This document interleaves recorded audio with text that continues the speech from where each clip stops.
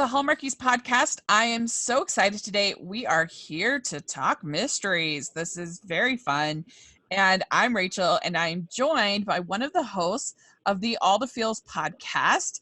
Dory is here. Thanks so much for coming on the podcast, Dory. Thank you for having me. I'm so excited. Yes. So why don't you introduce yourself real quick for people that may not be familiar with your podcast and kind of what you do?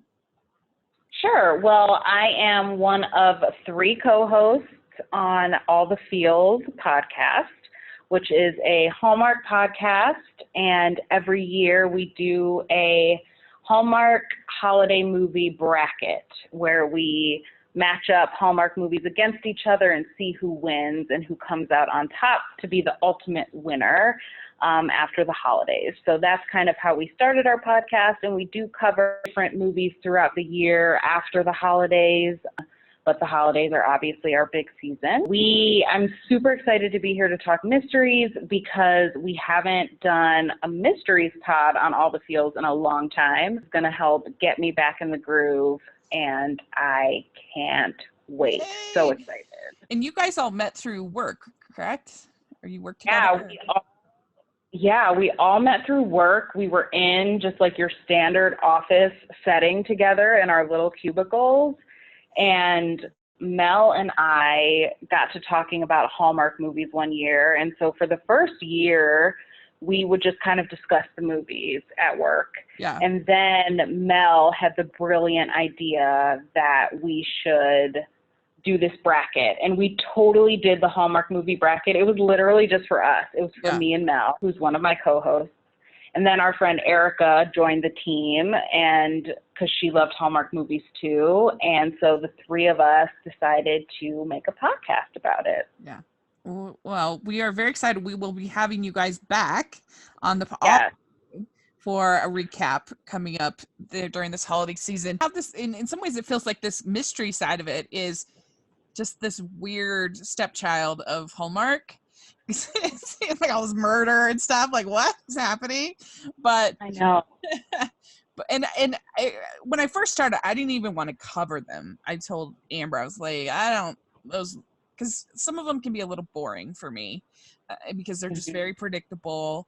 And I think that almost all of them would be better as 1 hour episodic stories. I couldn't agree more. 2 hour movies, or whatever it ends up being, 80 minutes, 90 minutes, something like that, when you count in ads. So sometimes they just get a little boring because they're a little stretched out, I think. I couldn't agree more, and I was very resistant to the mystery game, to be completely honest. Yeah. And my co-host Mel found them, fell in love with them, and she was telling me, I think for a good year and a half, you have to watch these. They're fun. You'll like them. And I'm like, I don't know. I watch a lot of Hallmark as it is. I don't know if I'm going to add one more channel to my plate. I told her, I was like, I don't even know if I get Hallmark movies and mysteries. This does not seem like a good idea. And then I watched the Murder, She Baked movies. They had like a little marathon, and I was like, oh, I think I can get behind these. I think I'm in. So, but I'm with you. I think a lot of these would be better served as a 1 hour TV show than a 2 hour movie. And I think we'll get to that a little bit in some of my thoughts on these movies. Yeah, I agree. Yeah. They obviously use Murder, She Wrote as a template, and that was an hour-long show. Yes. Not 2 hours.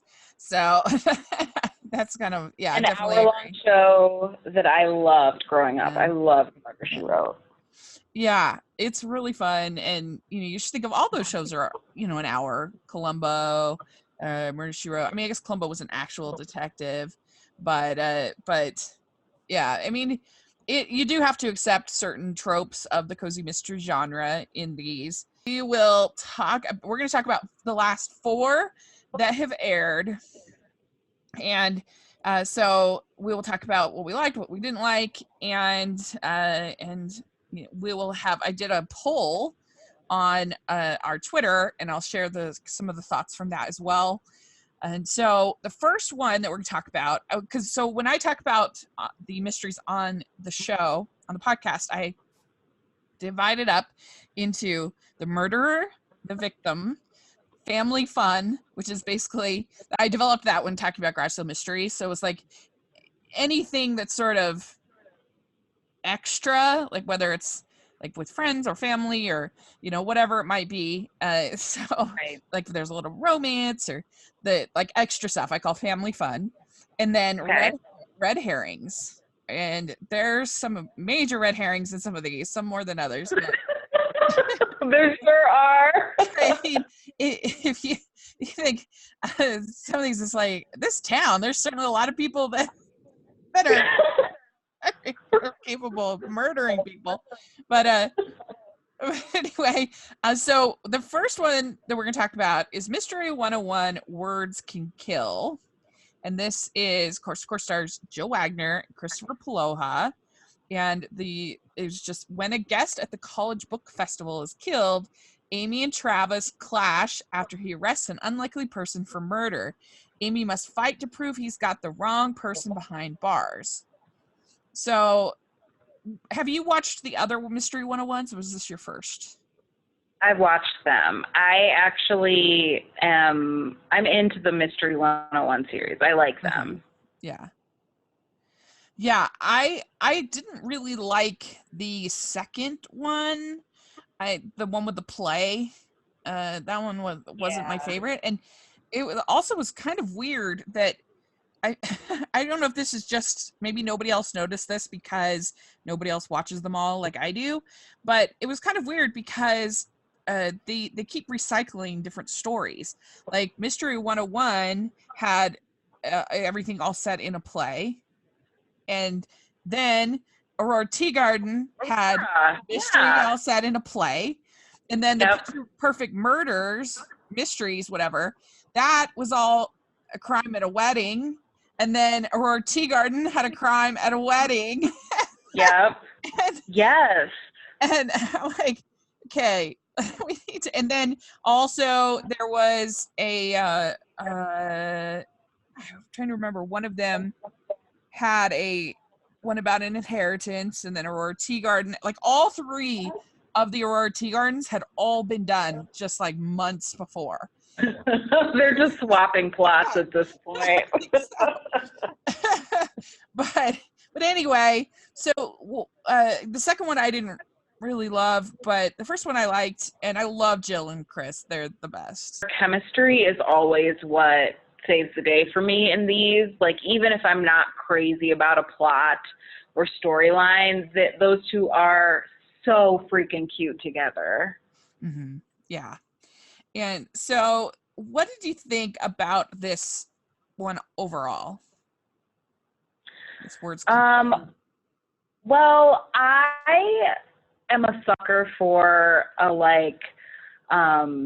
the wrong person has been arrested and we have to find out who really did it to save the day. So I enjoyed this one. I love that Amy's dad is a major character. I like that dynamic a lot. I will say there were a lot of people involved in this, a lot of like random folks showing up and jumping into the plot, and that kind of threw me off and annoyed me a little bit. But overall, I did like it. Yeah, I did. It was a little dry for me, this one, but I agree. The stuff when it's got to the personal, the family fun with, and this guy wasn't really fun, but Amy being mad at Travis for arresting her dad, their sort of clash, Amy struggling with her dad dating this new person, that all was more interesting to me than the actual shenanigans with what was going on, but it did get pretty crazy, which I liked. Oh my gosh. It got like the whole side story with the super fan, like blew my mind. I was like, this is bananas. I can't believe this.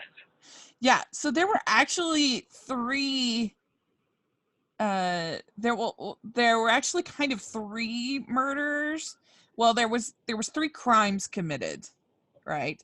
Because you have so it starts out with Amy getting attacked at her office by this guy named Phil Jank, who's he's kind of a red herring guy. That he's this sort of corrupt cop, corrupt detective. He's suspended, so he's a red herring. And then then they have you have Rick, who was in love with Amy's mom and has a beef with Graham because of they were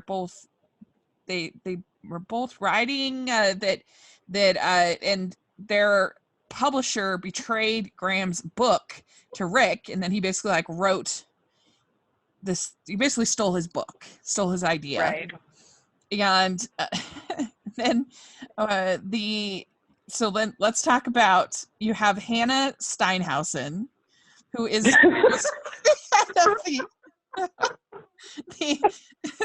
be the head of the fan club for Amy's dad, the Graham Winslow fan club in Frankfurt or whatever. I gotta give the actress, she went for it. It was so ridiculous. And she was invested, that's for sure. Like, oh God. And I tend to like these movies better when they're a little campy and they're not super, like the Haley Dean ones for me are a little serious.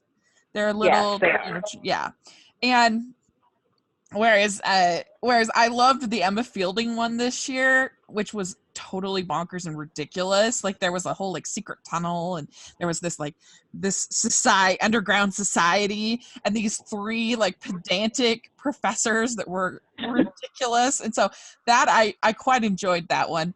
But yeah, so this definitely had some of that, because you have it starts out with with Amy getting attacked. And then the publisher, Betsy Crane, that had betrayed the book to Rick, she is killed, and her RV is burned to the ground, which is pretty I know, it's crazy. And she also, like, that character was making me laugh so hard because she got in a fight with every person she encountered.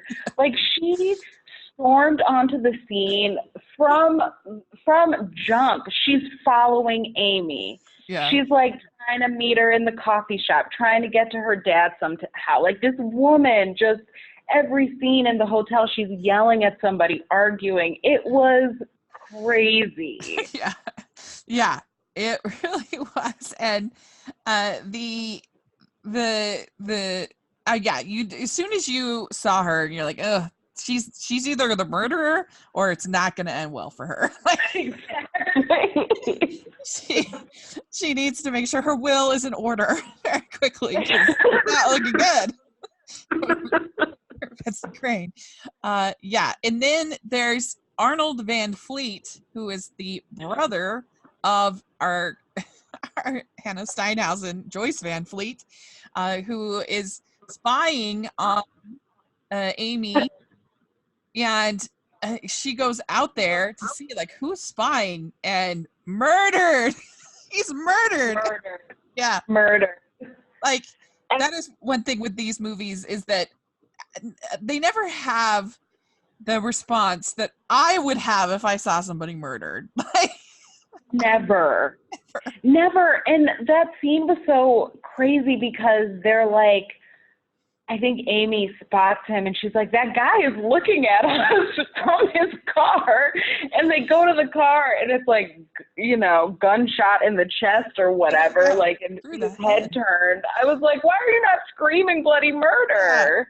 I mean, I scream. I get a start if somebody taps me on the shoulder and I'm not paying attention. I'm like, oh, what was that? Exactly. Yeah. Let alone walking up to my car and finding a dead man in it. That would be very upsetting. especially when the at least with this one, pretty much all the people that were murdered were all people that they didn't know. Because sometimes when there are people that they know and they just immediately get into sleuthing mode, I'm kind of like, yeah, like I wouldn't thanks. And I do think in this one though, it's nice this dynamic that they have because she is a professor and like she basically works as a consultant, that it's a little more believable than here, I'm gonna teach you how to be a correct detective while I'm baking.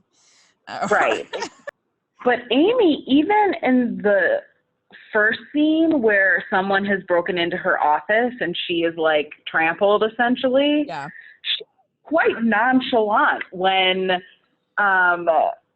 Travis came to investigate what happened.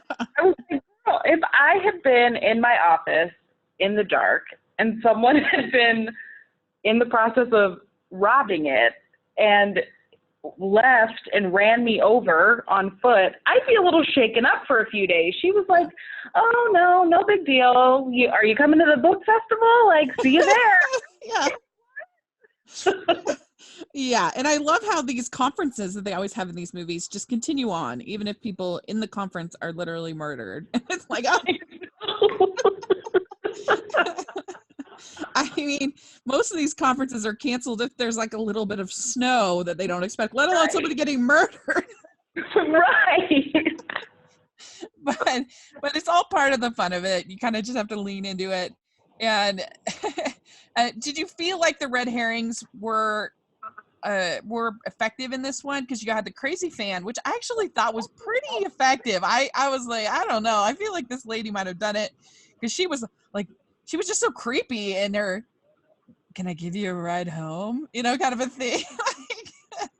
She made me incredibly uncomfortable. Yeah, she made me incredibly uncomfortable because she was popping up everywhere. Yeah. And so that did have me a little bit concerned. The publisher I never really thought was the killer. But I will agree the super fan definitely threw me a little bit.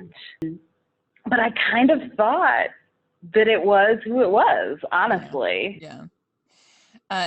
Well, it's interesting. So they have this Celia Button, and she kind of becomes sort of Graham's girlfriend, and this is very difficult for Amy to deal with because he's, I guess, never dated anybody else since her mother passed. So Rick is then killed while rock climbing. And then it all comes. You find out that Hannah, that she murders. I guess is it actually her husband, not her brother? It's her husband. Yeah. So Hannah murders her husband, and Rick planted the evidence. So that Graham would be blamed for the death of Betsy. Right. Celia kills. She kills Rick. Right. Right. Yeah. I got that all right. Yeah. So she kills Rick. Yeah, that was pretty grisly. The whole rock climbing thing. I mean and how she was killing folks with rocks and paperweights, like that's a lot.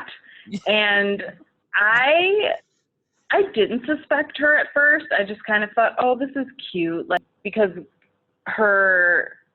Amy's dad does not want to meet with this woman. She's his new publisher, and so he is avoiding it, doesn't want to go. He finally meets her, sees that she's attractive and English and, adorable, and is immediately smitten. So I didn't really suspect her at first. I was just like, oh, this might be a cute little love interest for him. When I did get suspicious was when they were, when Amy had her crime board out with all the different pictures of potential suspects, and she was very hesitant to put Celia's picture on there, I was like, yeah, that might be it. That hesitation there, because she was yeah, kind of clouded, right? Because she had kind of put her in a bucket of like, oh, this is the new woman who my dad's seeing.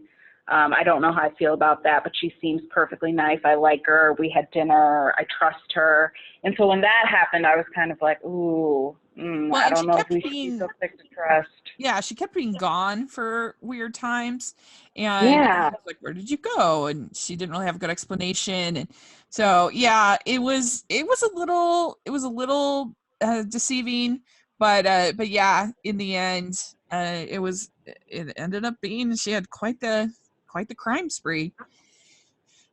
You never trust those. She really did. You never trust those accents in these kind of movies. It's always a little bit suspect. But Oh my God. You are so right. She had a full on murder spree that she did not have planned, and she got in an argument with the old publisher, Betsy, right? yeah, so So she she kills Betsy and then kills Rick. And yep. then, but did she manipulate? Was it Rick on his own who decided to plant the evidence in Graham's car? It, I, Maybe. it's been a couple weeks since I saw it, so sometimes these details get a little fuzzy. So forgive me. But anyway, so that's basically what down. I really did like the dynamic between Travis and Amy, as she is very upset with him about arresting Graham, and I mean, frankly, given all the murdering that's happened, maybe in jail was the best. Was the best thing Right? for him. I don't know. It might have been. I'm telling you, he was probably safest behind bars, but I agree. I think that I really liked that Travis just let Amy be mad and kind of Yeah, understood yeah, that, this is not a great position for her to be in. Like, they have essentially a blossoming relationship, and then, yeah. he's arresting her dad, who he's also close to. And Right. it just wasn't easy for any of them, but they still, and even though Amy was mad, she knew that, like, she still needed Travis to help her out and to help her Yeah. dad out. So I agree. I liked those dynamics throughout the movie. Yeah. So, how many crowns out of 5 would you give Mystery 101 Words Can Kill? Um, I think I would give it 2.5 crowns. Okay. Very good. Yeah, I'm going to give it 3 crowns. And because I think I had enough going for it. It was fun enough. But I have it at, we have watched so far this year, believe it or not, 63 Hallmark movies. Wow. I know, it's insane. And I have it at 45. Okay. Yeah. There we I go. think that sounds right. And I forgot to mention one thing about this movie that I think we really need to bring up is that the true MVP in my mind of the movie was the front desk receptionist at the hotel. Yeah. They contact her at all hours, day and night. They have questions for her at every turn, and she's always got an answer, and she always did it with a smile. Like, oh, did those 2 people just walk outside to have a conversation? Why, yes, they did. Did this person call and request a new owl paperweight in their hotel room? Well, yes, they did. And then in the last scene, literally, like, the cops are arresting Celia, like, bringing her out. And our girl at the front desk is just answering the phone to a random person trying to get a room. She does not stop. She works hard. And I just could not give her a shout out. She was my MVP of the movie. That's really funny, but very true. She's a model employee if I've ever seen one. She really was. She had answers to all their questions. She really helped. She helped solve the murder. Yeah, for sure. All right. So let's talk about Mystery 101 Dead Talk, which is like my favorite name to ever exist. I think that is absolutely hilarious. Brilliant. Dead Talk. Dead Talk. I see what you're doing there. Yeah, it's so good. And so this one, Amy heads to Seattle to give a TED Talk style lecture. When a tech genius dies, Amy suspects foul play. When local cops shut her out, Travis joins forces with Amy to figure out the whodunit. So this one, we had our victim is it starts out at the very beginning. We see this guy named Ray Sweeney. He's minding his own business, eating Chinese, and he's gunned down.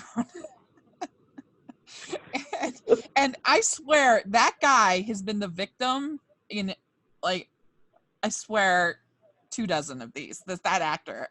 He's never like a big role in Hallmark, but he's usually the villain or gets killed. I don't know who he is. The thing is, he's never in these movies that long because he's either dead quickly or is a red herring and is taken out in that way. So I am right there with you. I'm like, I've seen this face. I feel like I know this guy. He's never in these movies for more than an hour. Poor thing. Yeah. He was the victim in the first morning show Mysteries. I know that one for sure.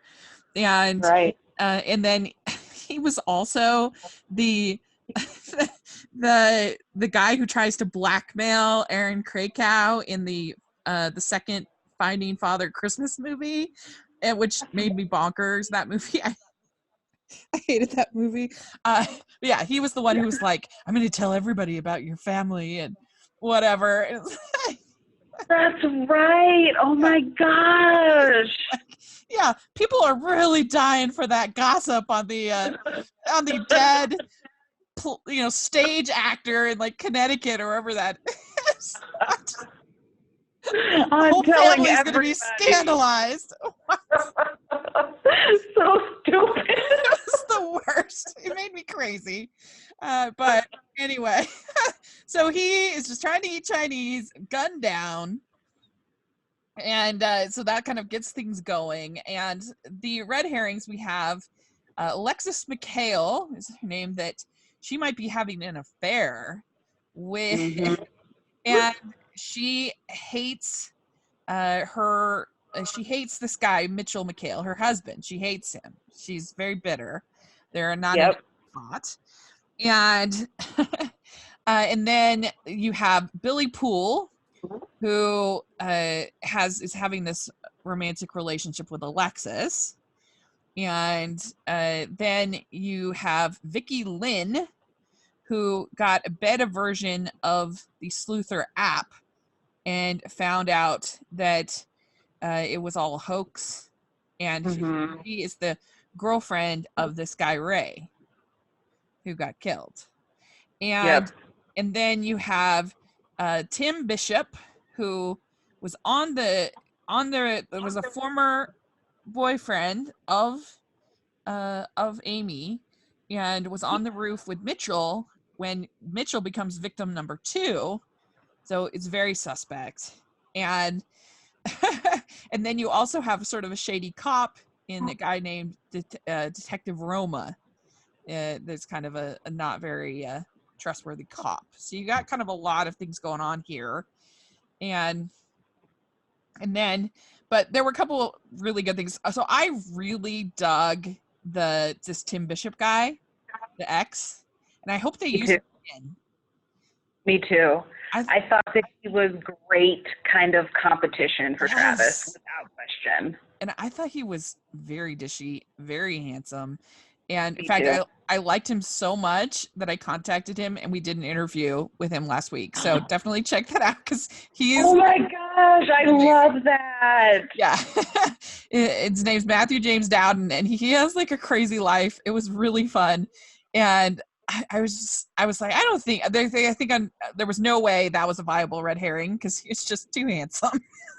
Yeah, and I loved him immediately. Not that I always can spot these red herrings, but I was like, no, he's too, there's too much potential to use him in the future. I'm sorry. He's such a great foil for Travis. Mm-hmm. Yeah. And I absolutely loved when Travis and Graham show up to the TED Talk, and they're in their like tuxes, looking nice. Like, yeah, Loved it.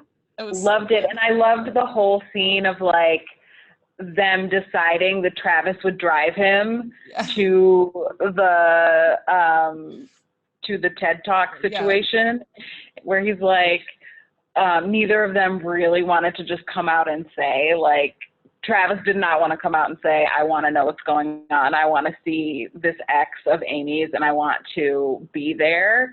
And I loved that whole scene with them deciding that they were going to go up together. Yeah. And I really like Bud and Claire, and their little relationship kind of on the side is really cute. It's so cute. They're so good. And they got Bud, Claire, Travis, Graham, and Holly all to show up for the TED Talk, which was the Dead Talk, whatever they called it. And I do think that this Sleuther app is probably the most lazy app we've seen in some time. Like, they didn't even try to make, it was just like, it was basically just like a MacGuffin. Is this thing that supposedly you plug in and it solves the crime. What? It was so bad. Like, even when they were explaining it, I was like, okay, this is questionable, but I'm enjoying this movie, so I don't care. Yeah. What did you think of her blue kind of formal jumpsuit kind of thing that she had on? It was sort of unique. Loved it. Yeah. She kills it. Like, I think that Jill Wagner is so elegant, and she had on, I feel like she had on a couple different jumpsuits this movie that I really liked. I thought she looked amazing throughout. I loved it. Yeah, she's obviously really beautiful, and we kind of joke on the podcast that she's my cousin because we have the same last name. That's right. You're related. Yeah, that's right. So I'm obviously predisposed to like anything she's in, but she is really, really good, and she looked beautiful but unique, and so I appreciated that, and it was fun, and you definitely felt like they got pretty close to a kiss, I think, at the end of this movie. It was pretty close. So close. I was waiting for it. They're like holding arms, essentially, like almost hugging, but just back a little further so that they can have a conversation. I was just like, come on, just pull her in. And then everybody showed up. There's Dad, there's friends. I was like, oh, so close. Yeah. And it's interesting because I wasn't a big fan of the Aurora Tea Garden, the one with the play, because I was just like, this isn't even Arthur. This is outside of your jurisdiction. Like, it's one thing to kind of bother Arthur, but it's another thing to bother some other totally different police person. But I think because the big reveal is that this Rachel Knox ends up, the cop ended up being the murderer, I was more forgiving of her being super difficult and ornery than I was in that one. Right. Like, let the people do their jobs. That's their job. Please just calm down. And so basically Rachel, she was a cop and former partner with Travis, and then her dad committed suicide because of the business going Yes, I think his business folded, and so he killed himself. But I wonder, like, was he still in debt, I think? Yeah. And so she's basically, and I think she had got involved with this hoax, because she was, and then when it didn't turn out, she got kind of desperate, and she was trying to kind of maintain his legacy or something like that. And this one had less carnage than the previous one. It definitely did. Yeah. It was a grisly scene. But you did have Mitchell McHale falling from the building. He was the inventor of the app. And so that happened. And so this one, I actually really enjoyed this one. I think it is my favorite mystery. If you don't count Darrow and Darrow, it's my favorite mystery, I think, of the year. And so I'm going to give this one 4.25 crowns. Pretty pretty good, I think. And I have it at 17 in my ranking currently, just because I like rom-coms better. That's the only reason. So I hear you. I also really liked this one. Love that we were confronted with two figures from Travis and Amy's past, and I like how that kind of played out. And I just thought this was fun. Like, I loved all of the banter and conversation. Thought Amy was so cute during her dead talk at the end, with her little Sherlock Holmes call out. I really enjoyed this. I definitely give it 4 crowns. Thought it was so fun. Yeah. We'd like to take a second from our sleuthing to tell you a little bit about our sponsor for this episode. We are so grateful to be working with Care of. They are a wonderful vitamin company, and you can get 25% off your first order by using code Hallmarkies. And they're really, really cool company. They paid great attention to detail with everything, every step of the process. You know, this is fall. There's lots of germs in the air, a lot of stuff going around. This is a time when you need to be up on your vitamins, have that echinacea, have that other things that help you to fight off illness, your vitamin C, other things. And you can take the quiz and it can help you to figure out what will be the most helpful for you and your life. And then they send it to you in little packets with a little quote with your name. They great attention to detail, and it just makes things really easy. And I've just been really impressed with them. I think everything I've gotten has been very, very high in quality. And just don't forget that you can get 25% off your first order with code Hallmarkies. So then we have Ruby Herring, Her Last Breath. This is the second in the Ruby Herring movies. And I do have to say, I think that they considerably improved almost every aspect of it. So I got to hand it to them. This was way better, in my opinion, than the first one. Would you agree? I would agree. I mean, on her hair alone, her hair looked much better in this movie. Yeah. But I agree. I think they tightened it up. Ruby is still not my favorite, I have to say, but this was an improvement. Yeah.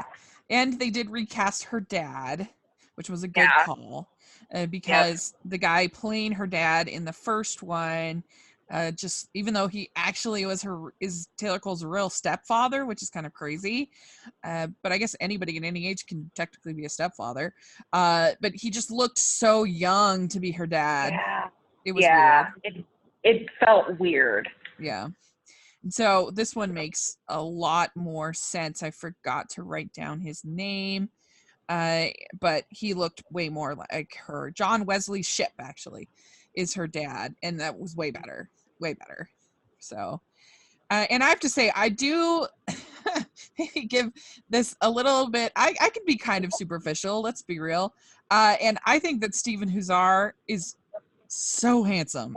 He is one of the most attractive men.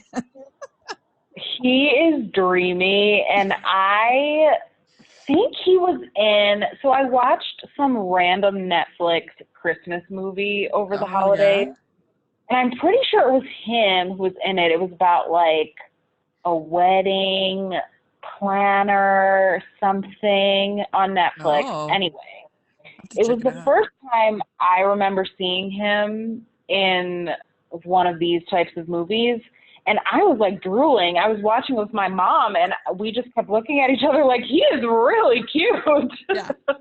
He's so handsome. And he in this this My One and Only, I don't know if you got to see that at Summer Nights, but it was a weird movie. I enjoyed it, but it was weird.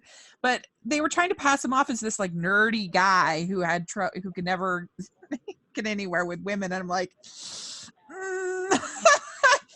it's a stretch. I mean, I feel like I get it. The people of all different attractiveness levels can be awkward, I guess, but I don't know. I feel like I'd put up with quite a bit for that.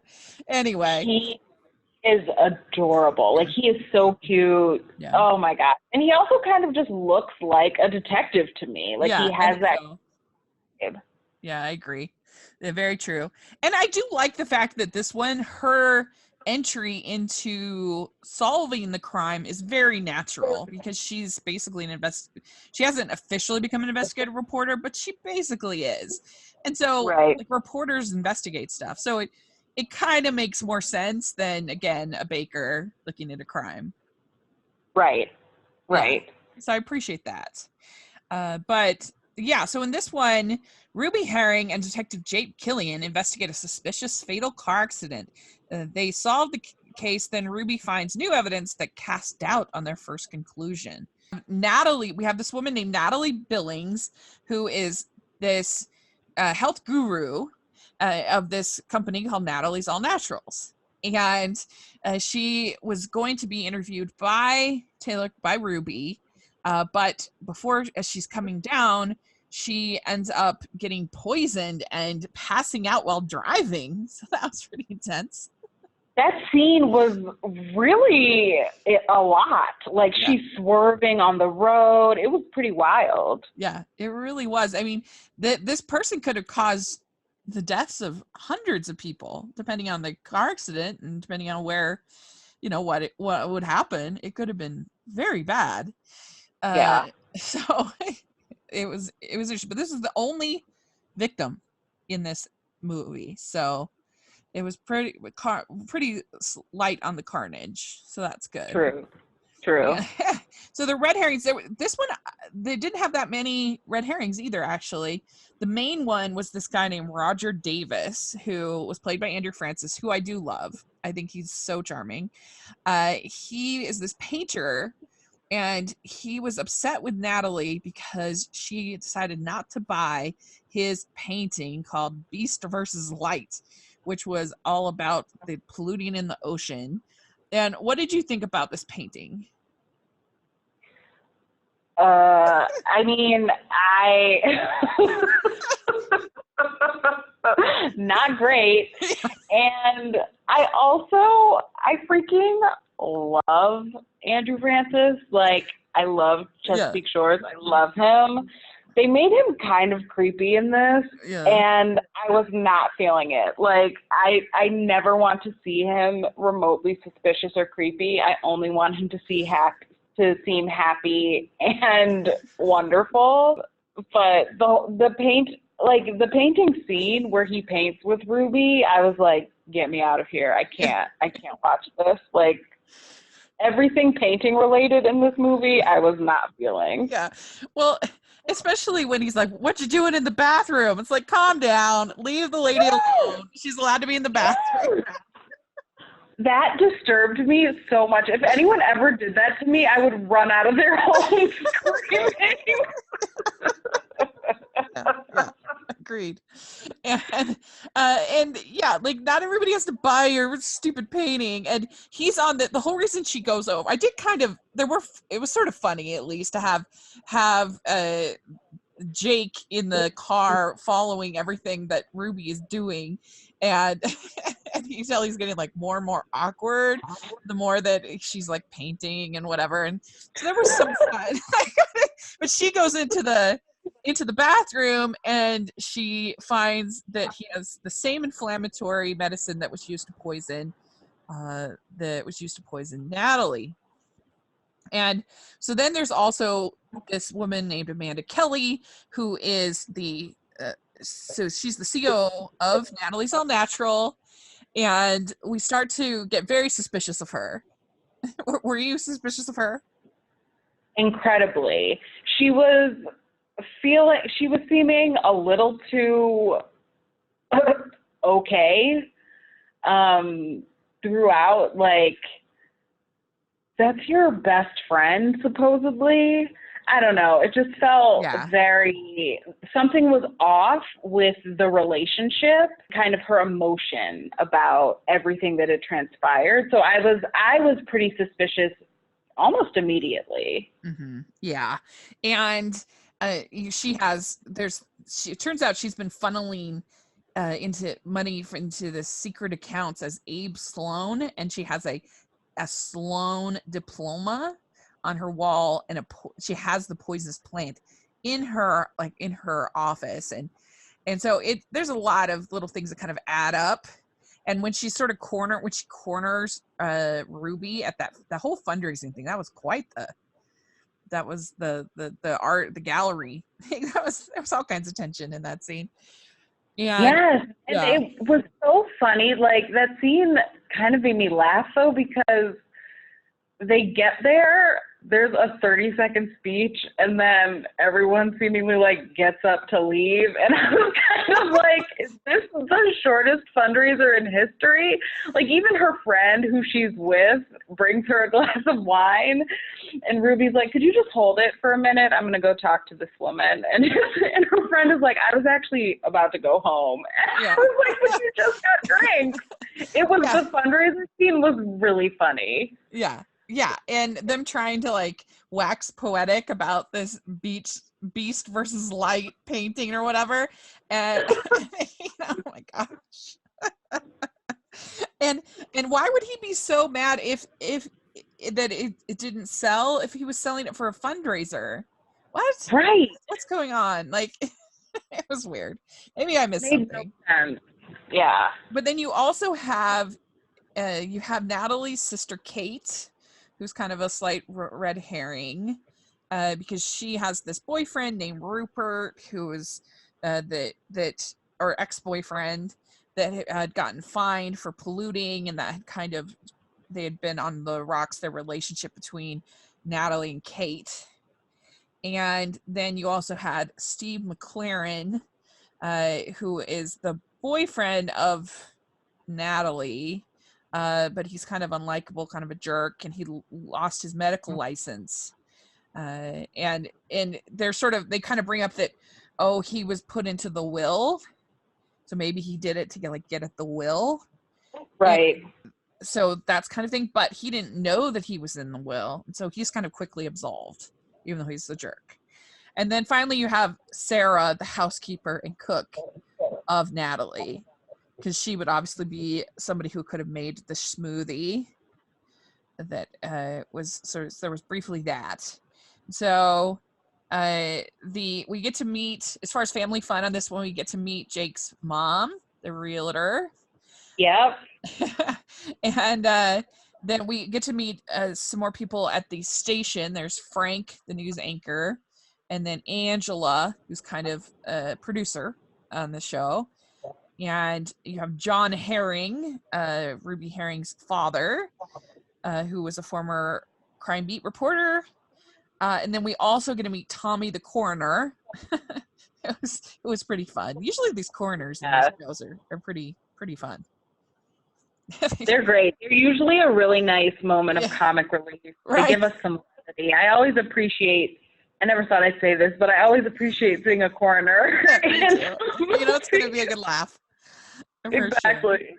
You have, it kind of ends with they're able to they figure out that Amanda is the behind it all. They're able to catch her, and then they have housewarming party for Jenny, and then you have them kind of going together, and they're getting pretty chummy with Ruby and Jake. And so that's kind of this one. And I don't know, I guess maybe I'm giving him too much credit for improving things quite a bit. But I thought this one was fine. Yeah. I have it right now at 37 because I was a little more bored in Words Can Kill. At certain parts were a little slow, and this one wasn't as slow to me. So I have it at 37. I'd probably give it, I can't remember what I think I gave it 3 to Words Can Kill. So I'd probably give this like a 3.25 crowns. Yeah, I'm with you. I thought that this was for sure an improvement. Yeah. I think I might have enjoyed it about the same as Words Can Kill, because the truth is I enjoyed both. I liked both. So I'd probably give Ruby here 2.5 crowns, the same I did for Words Can Kill. They definitely improved it, and I hope to. I mean, and I really enjoy Taylor Cole, so I do want to see more of these. I just hope that they keep making strides. Yeah, I think so. Like, I mean, Yeah. for the record, the first one I have ranked at 57, so it's a pretty big Yeah, difference. it was low. I mean, it took me a couple days to watch it because around the middle I was like, you know what? I don't know if I can finish this tonight. I kind of just want to go to bed. Yeah. So this one I didn't have the same reaction. I was, paying attention and in it throughout. And I, like I said, I really like Taylor Cole, and I want to keep rooting for her. Yeah, and also in the first one, like, don't have your baker that's named Sugar. Like, come on. God, give me you, break. you already have Ruby Herring with red hair. Like, we don't need to be so literal with our names. Calm down. I could truly talk about the hair for a full hour. Anyone who's listened to All the Feels knows I've gone on some hair rants over the years. I think these women deserve better. Hallmark, if you're listening. But her hair looks great in this one. I gotta give it to her. It looks so much better. New mystery premiere, pilot, you might say, for Matchmaker Mysteries Killer Engagement. And this starred Danica McKellar, Victor Webster, and Bruce Boxleitner. And it's when a woman is murdered and her fiance is the prime suspect, successful matchmaker Angie works to prove her client's innocence, much to the dismay of Kyle, the detective working the case. So, yeah, this one, I actually liked it much better than I expected. Yeah, but I don't know how the heck are they going to make more movies about this? Like, how many of her clients can end up getting intertwined into murder mysteries before people are like, I'm not going to go on that show. I'm going to end up murdered. You just articulated my main concern about this movie. How is a matchmaker getting involved in in murders? Yeah. It just doesn't quite make sense. Like with Ruby, she's a reporter of sorts. Like it makes sense. Let me just say off the bat, I loved this movie. Like I have been waiting for Matchmaker Mysteries. I love Danica. Like I have so many wonderful things to say about this movie, but I had the same thought as you. I was like, how are they going to make more? Like, how many murders is a matchmaker going to stumble onto? Like, I know that her dad's a former cop, but I have the same. It'll be, you know what? Hallmark will find a way, but it'll be interesting to see how those ways play out. Yes. And I felt like, I don't know, this one at least made some sense because she was actually there as a witness to the crime.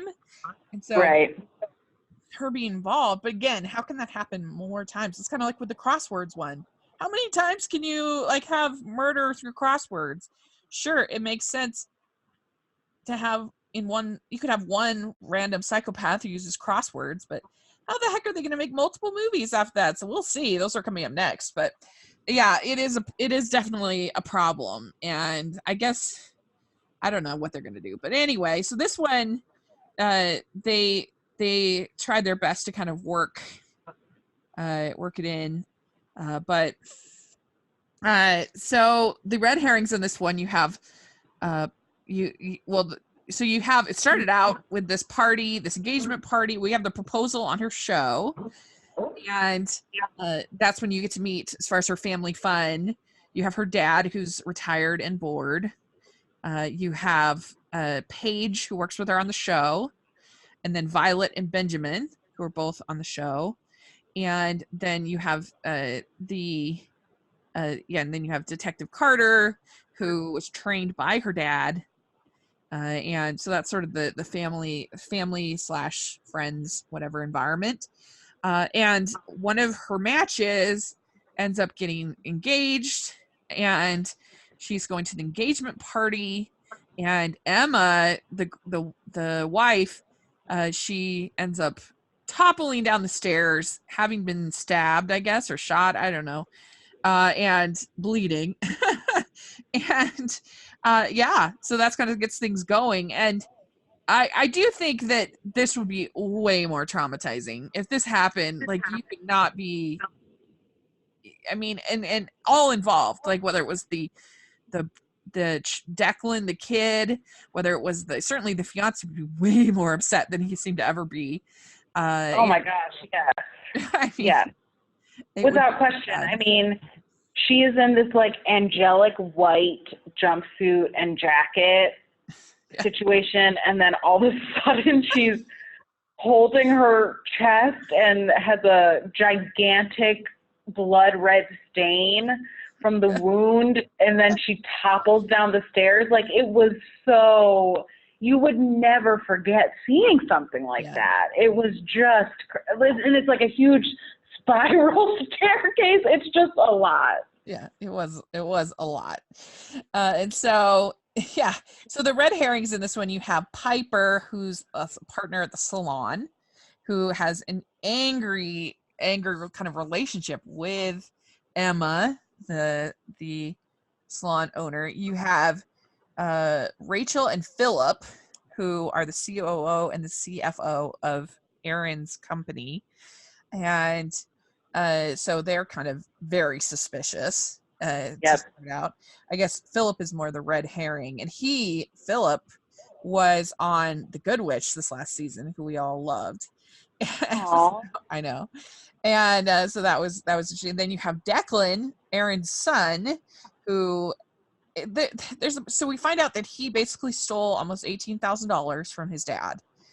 And they're like, well, good thing you can steal from your father as much as you want. And I guess if it's truly his father's money, but it sounded like it was the business's money. And you can't, just because your father is the founder and CEO or whatever of a company, you can't steal from that company just because he's your dad. If it's literally his own personal income, then it's up to your dad whether he's going to file complaint or whatever against you. But I don't think that was really true. It makes no sense that in that last scene, Declan was like just going home to go to bed in his dad's house. I was like, son, you should be in jail right now. Like, there's no way you're just going home and going to sleep. Yeah. Well, and then the attitude was very like, well, he only money laundered $18,000, and these other people money laundered like $300,000. Oh my gosh, I know. I was like, you are one lucky kid, because you should be in jail right now, my friend. It kind of reminded me of the whole scheme in Office Space when they're like, it's only a penny every day. And then they look at the thing and they're like, oh my gosh, we just stole $200,000 or whatever. Exactly. And so then you have Aaron, who is a suspect, and he is arrested because they think it was a crime of passion because Emma was going to break up with him. And she'd given him back the ring, and there's some discussion of was he at the party, was he not at the party, what's going on. And then we have Emma's ex, Beau, who's the bouncer. He's kind of shady. Mm-hmm. And then you have Aaron's attorney, Rose, who was in a relationship with Aaron at one point. So she's she's very suspect. And you have, what did you think of Maureen, Aaron's very bitter ex-wife? The crazy dentist. I loved her. I loved the scene. She's a dentist, and I loved the scene where Angie visits her at the dentist's office, and while getting a little bit of intel, she also gets a cavity filled. Yeah. I really enjoyed that. It was like really Hallmark horror. Like, it was bad. Like, they didn't even give her any shots or anything for the pain. She was just like, ha, I got the drill.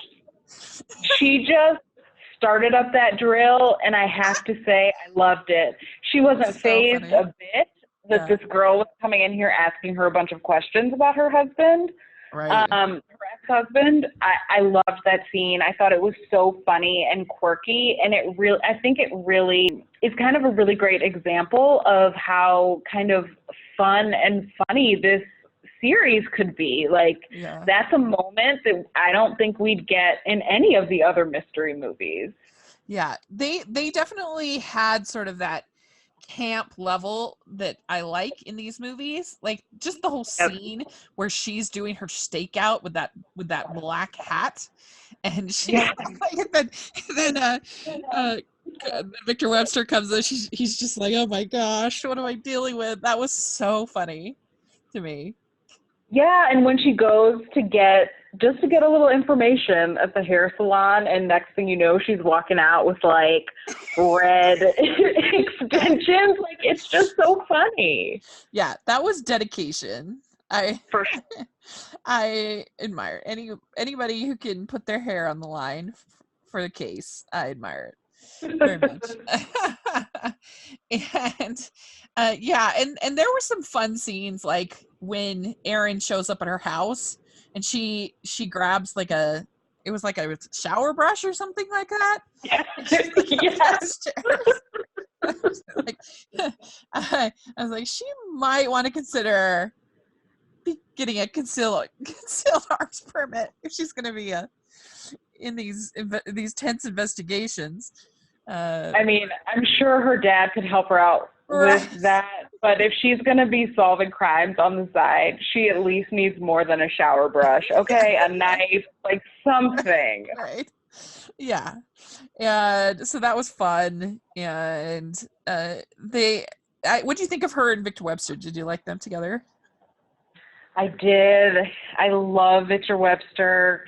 And I really thought that what I liked about them was I like that she got to be the kind of fun, bubbly personality, and he was more of the straight man. But you could tell he really got a kick out of her, and that made me laugh. Like he was really amused by her shenanigans, and I loved that. I loved that dynamic. I thought it was so cute. What did you think of the whole scene where her dad takes them to meet Lou, the secondhand automobile? Loved it. That was so funny. I was dying. I loved it. Like the thing that made me laugh about this movie was they were really driving home the fact that we are in Philly. Like right the second the credits rolled, they're like, "This is Philly." Cheesesteaks everywhere. Yeah. And then we've got this old like East Coast gangster. I loved it. I love that he loved Angie. Like he was so excited to meet the matchmaker. Yeah. And he's there. He is in his hat and his like trench coat. Just could not be funnier. I loved that scene. Yeah, it was really, really funny. And I loved the whole stakeout of Bo and, that whole scene. And when she basically knocks him to the ground with the car door, it's like, so good. It was so good. And, so good. And I like when she's like, in your face, perp. Really good. Moments like that just made me so happy. Like we got a really fun, feisty Danica, which we don't always get because she's so sweet that we don't always get the kind of sassier side, which I loved. I even loved when she had a bad day and went to kickboxing class and just let it out on the bags. I was like, I love this Danica, like so feisty and fun. I just could not get enough. And I was so proud of them because they actually used a search warrant to search Philip's office. Because so many of these, I'm like, this is so illegal. Like everything is so illegal. Like, come on, what's going on? I know. It's true. And I loved that. I actually noticed that too. I was like, normally they just storm in and start going through stuff. Love that they had a search warrant this time. But I loved the fun little game they were playing, like trying to figure out the code to the cell that was phone. fun. That was fun too and cute. And how she stole what's his name's phone, Bo, or the old what's his name? The Emma's ex. Yeah. Stole his phone and was trying to explain, like, what if someone perhaps picked up a phone? Yeah, and she's like, it'll be 1, 2, 3, 4. No, the sharpest tool in the shed. That one. Good. It was good. Yeah, yeah. Her sneaking into the crime scene was hilarious. But uh, but yeah, I was just like, wow, they actually got a warrant. I'm shocked. It was these are very, very good police officers. That's how you know. Because those are the Chronicle. I've not been a big fan of the Chronicle mysteries. I think they've been kind of a mess for me. But especially the last one, it was like you're searching through somebody's storage unit. Like, what are you doing? You can't do that. I know. It's rare that I usually, with the first movies in these series, those are usually my least favorite. I usually feel like you can only go up from there. Felt completely different about Chronicle. Like I liked the first one fine enough, but the second one I was kind of like, I don't know, man. And I don't know if I'm just too close to podcasting for those ones to really work for me, because true crime podcasts are scripted, like, and they just she's basically just a reporter, and it's basically just a narration device. Like, it's not used in an interesting way at all. I think they could be way better, and so maybe that's my frustration. But anyway, so this one, we find out that that Rachel of Rachel and Philip fame, that she killed Emma because she was in love with Aaron and was furious that he went on this reality show, and she planted evidence of an affair to make Maureen super mad, which I don't think would be necessarily that hard to do. Yeah.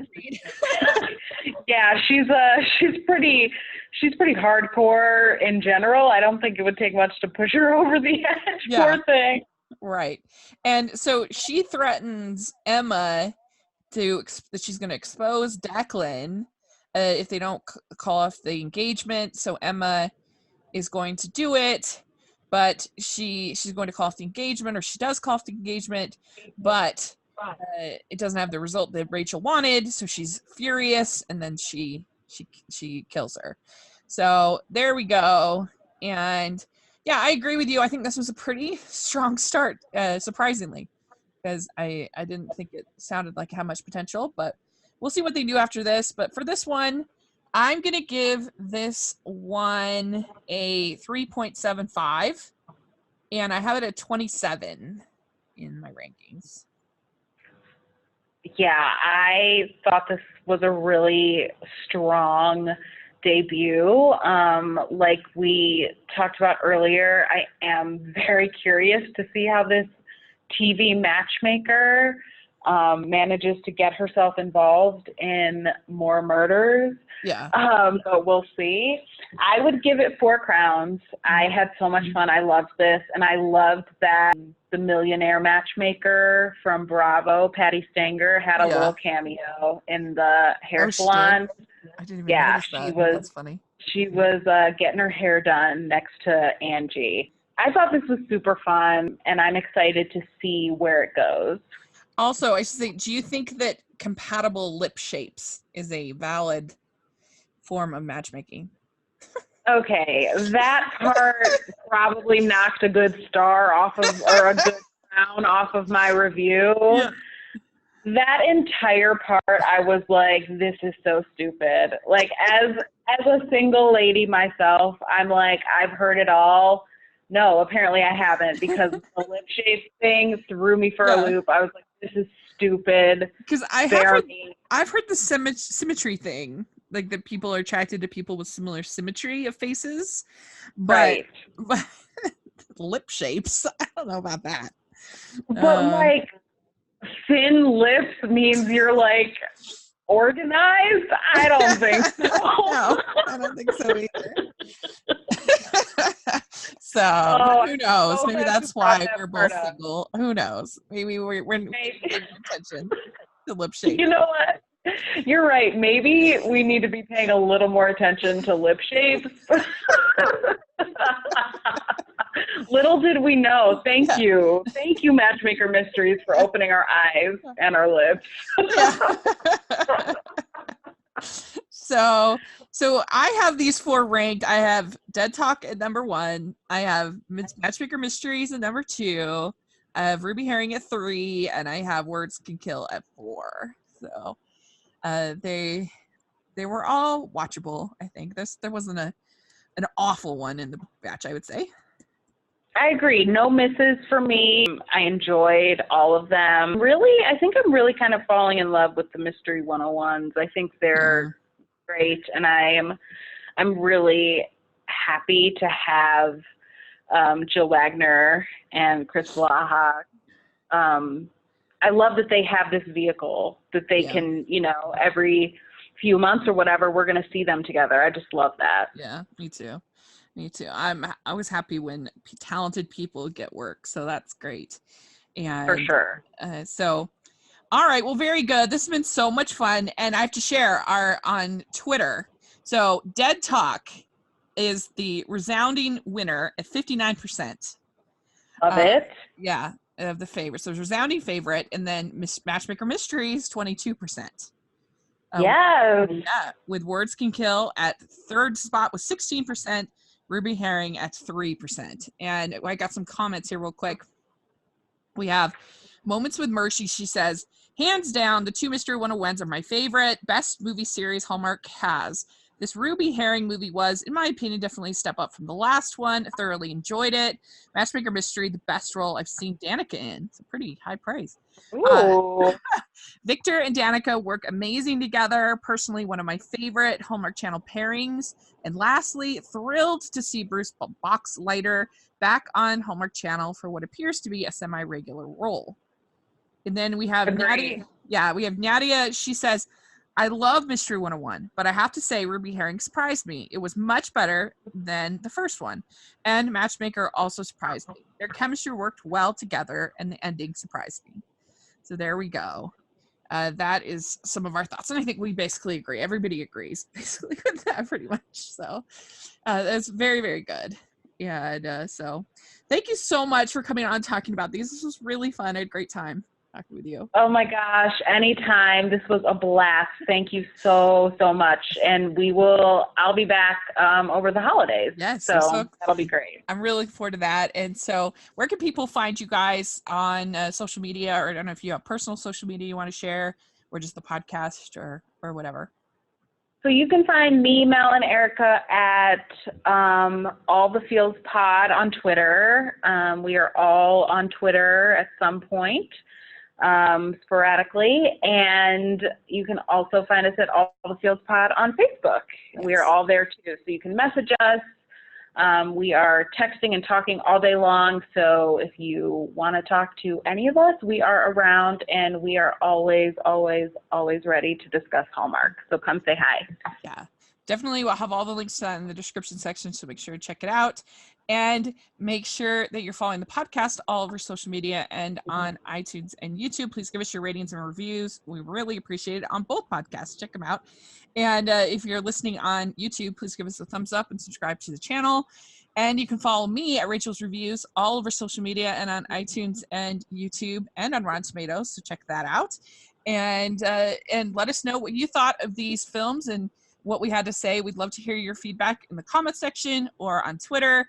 That would be great. And consider becoming a patron of the podcast. We sure appreciate every single one of our patrons, and we have giveaways on a regular basis that you can enjoy. So that will all be in the description section to check out. So thanks so much, Dory. This was really fun. And yeah, we will be talking again real soon. Great. I can't wait. Thank you so much. All right. Bye.